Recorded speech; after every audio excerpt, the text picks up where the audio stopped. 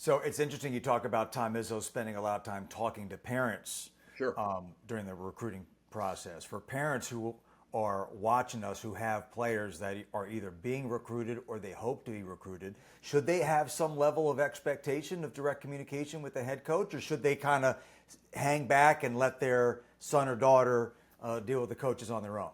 No, I think it's both, and I think this is where assistants can be crucial too, because the worst assistant is the one that recruits the heck out of you, Seth, as a father, and then you can't get a hold of them when your son gets to school, and that happens because people don't want conflict and they don't want confrontation.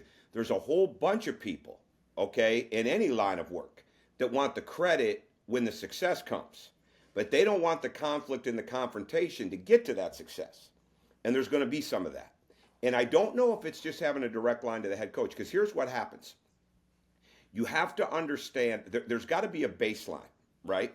And the coach says, well, I'm never going to talk about anything but I'm never going to talk basketball, with that person.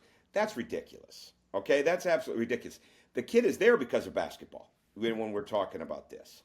But now being able to look at it as the parent, being able to look at it as the coach, and be able to tell the truth about where the player is at and about where the player can improve at and about why the player is not playing as well or not playing as much, a lot of times that can get set up from the assistant coach as long as the parent is not trying to manipulate the situation. See, parents a lot of time think the coach is not going to tell them the truth, and coaches a lot of time are going to think the parents trying to manipulate them for playing time, or in this case, more money for NIL and things of that nature.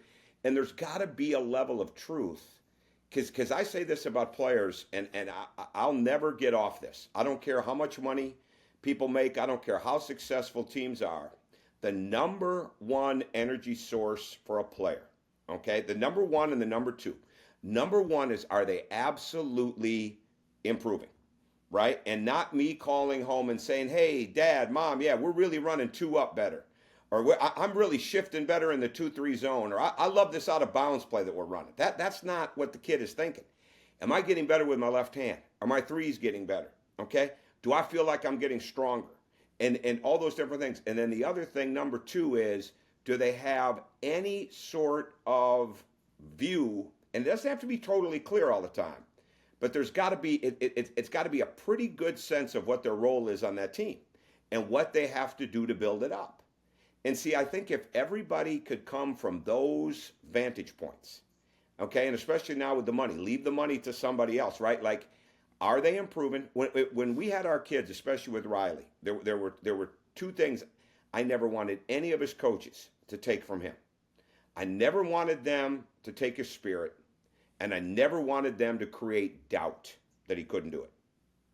Now, challenging somebody, hey, I don't know if you can shoot threes. You don't spend enough time at it. You're not in the gym enough. Like, that's a good challenge, right? That's like, hey, I'm going to go work. That's a motivating challenge. But, hey, you're not shooting threes. You're not a good enough shooter. I don't want you shooting that ball, right? Like, I didn't coach with no. I coached a lot of times with not yet. And not yet means you're going to be in the gym with them. You're going to be working with them. You're going to show them film. You're going to be on the same page.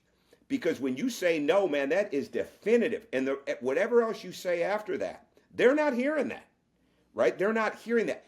But when you say not yet, as disappointed as they may be in that, if you work them through it. That's why I never wanted to be the coach that had a tough meeting, or have my assistants be the coach that had a tough meeting and not go in the gym and do something about it, right? Like, not watch film and you got to get better at this. You got to get better at that. You got to get better at this. And then not go in the gym with them to work on that, whether it was right then, whether it was later on that night, or whether we scheduled it for the next day. They had to know the message was personalized, because they're going to take the message personal